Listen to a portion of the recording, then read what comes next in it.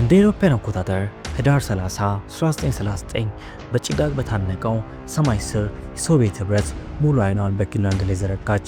በሺዎች የሚቆጠሩ የሶቪየት ጦር ወታደሮች ፊንላንድ ላይ ከተሙ። ጦርነቱም ፊንላንድን ሲያናውጣት አንድ ገበሬ ሶቪየት ጦር ሰራዊት ቅዠት ሆነ። ፊንላንዳዊ ተኳሽ ቲሞ ሃያን ተዋወቁ። በመቶ ቀናት ውስጥ ከ500 በላይ ሶቪየት ወታደሮችን ሞታቸውን አረጋግጧል። ምንም አይነት የተራቀቀ መሳሪያ አልተጠቀመም። አጥንት በሚደርቀው በረዶ ውስጥ ለሰዓታት የተደበቀ እሱን የሚያይ አልነበረም። ስውርና ጸጥ ያለ ነው። በዚህም ሶቪየቶች ነጩ ሞት ብለው ይጠሩት ጀመር። የእሱ ተጽዕኖ በጣም አስፈሪ ከመሆኑ የተነሳ ሶቪየቶች እሱን ለማስቆም ከወታደሮች አልፎ ተርፎ መድፍም ጭምር ይልኩ ነበር። እሱን ግን ማስቆም አልተቻለም። ፊቱን በጥይት ተመቶ ለሞት ቢቃረብም እሱ ግን አሰራራ።